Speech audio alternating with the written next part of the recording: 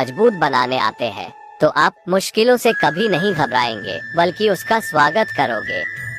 मुश्किलें जीवन में कभी खत्म नहीं होंगी, किसी न किसी रूप में दस्तक देती ही रहेंगी। जीवन में मुश्किलें कितनी देर तक रहेगी, यह आपकी सोच पर निर्भर करता है। या तो मुश्किलों पर चिंता करो और इंतजार करो कि कब खत्म होंगी, या फिर मुश्किलों का सामना करो और उस पर विचार करो कि कैसे खत्म होंगी। इसीलिए जीवन की मुश्किलें सामना करने से नहीं, बल्कि उसका हल खोजने से खत्म होती है। यानी विकट परिस्थितियों में मेहनत से कम और बुद्धि तथा संयम से ज्यादा काम लेना चाहिए। विवेकशील बनो, ना संघर्ष करने से पीछे हटो और ना ही मुश्किलों से दूर भागो। पूरी ताकत से मुश्किलों का सामना करो, क्योंकि यह मुश्किलें आपके हौसलों को परखने आती है, आपको मजबूत बनाने आती है।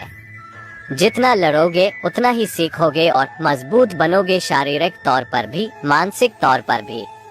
अगर मुश्किलों से जितना ही दूर भागोगे, वो आपको उतना ही डराएगी और कमजोर बनाएगी।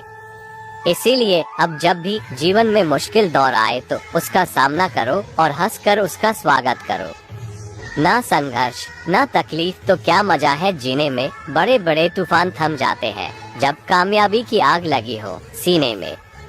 यदि आप सुख चाहते हैं तो रात में सोना नहीं, यदि आप शांति चाहते हैं तो दिन में सोना नहीं। सम्मान चाहते हैं तो जरूरत से ज्यादा बोलना नहीं, यदि प्यार चाहते हो तो अपनों को कभी छोड़ना नहीं।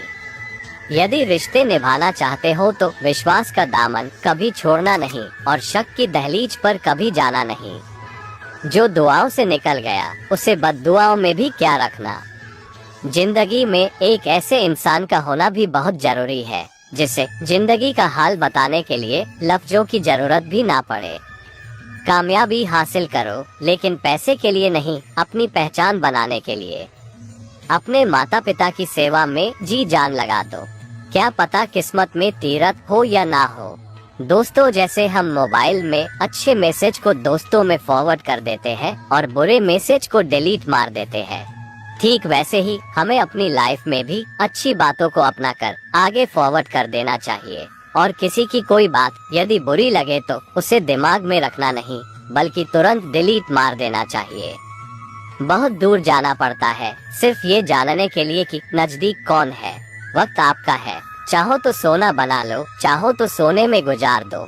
मन तो करता है कि हार मान लूं, पर बाद में याद आता है कि अभी तो मुझे बहुत से लोगों को गलत साबित करना है। किसी की खुशी को देखकर यदि आप भी खुश हो जाते हो तो यह आपकी स्वभाव की खूबसूरती है।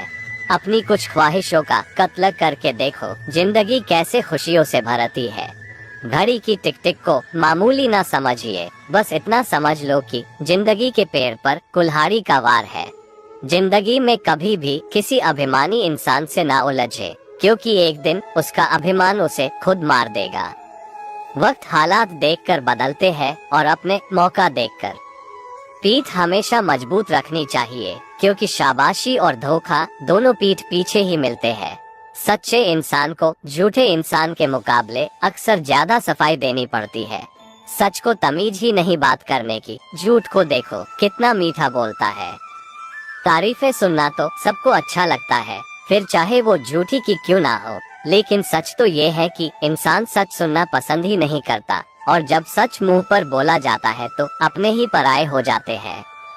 जिंदगी में इतना संघर्ष तो कर ही लेना चाहिए कि अपने बच्चों का आत्मविश्वास बढ़ाने के लिए दूसरों का उदाहरण ना देना पड़े। आधी जिंदगी पढ़ने में गुजार दी और सीखा क्या, एक दूसरे को नीचा दिखाना।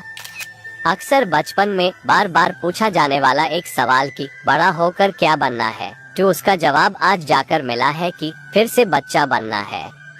जिंदगी गुजर रही है इम्तिहानों के दौर से, एक जख्म भरता नहीं और दूसरा आने की जिद करता है।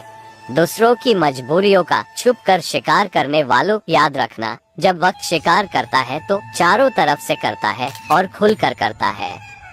उम्मीद हमें कभी छोड़कर नहीं जाती, बस हम ही उसे छोड़ देते हैं।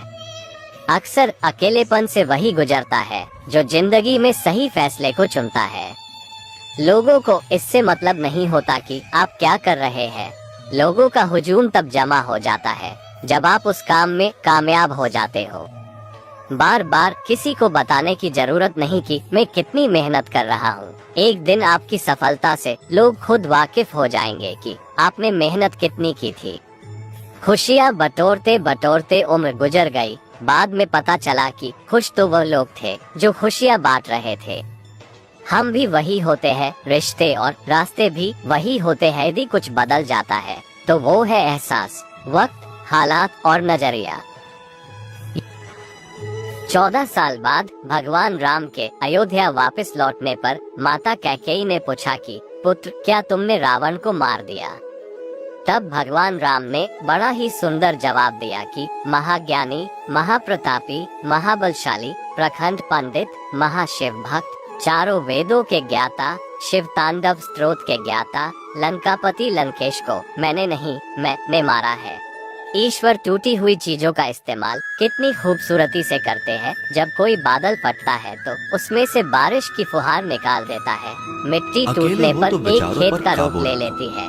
बीज फूटने पर एक नए पौधे का निर्माण होता है। इस तरह जब आप खुद को टूटा हुआ महसूस करें तो समझ जाना कि ईश्वर ने आपको एक बहुत बड़ी उपयोगिता के लिए चुना है। तो टिकना। अगर आप इस वीडियो में बताई गई किसी भी बात को अपने जीवन में उतार लो तो आपको अपने जीवन में सफलता अवश्य मिलेगी।